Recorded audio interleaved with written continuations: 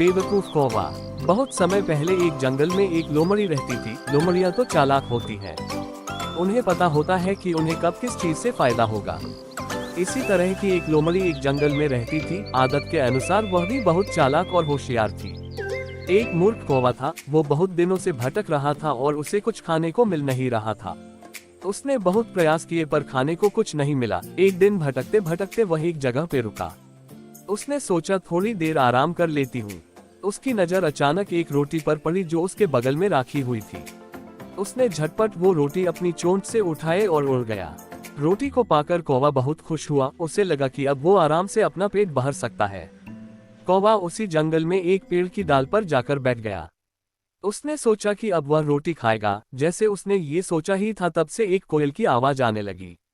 कहीं दूर पर कोई कोयल गाना गा रही थी। सभी को पता है कि कोयल कितना मीठा गाना गाती है। उसकी आवाज कितनी मीठी होती है और कानों को कितनी शांति देती है और भाती है। कौवा कोयल की आवाज सुनकर बहुत गुस्से में आ गया।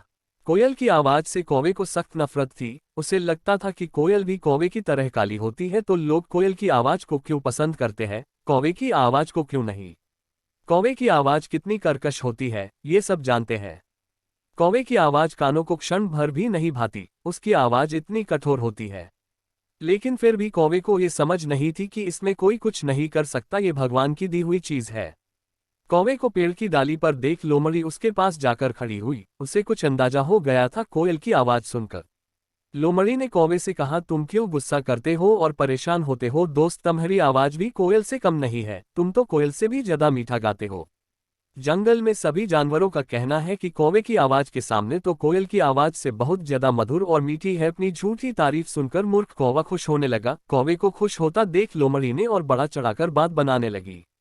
उसे पता था कि कौवा खुश हो रहा है। उसका लालच तो कौवे की चोंच से वो रोटी लेने में थी।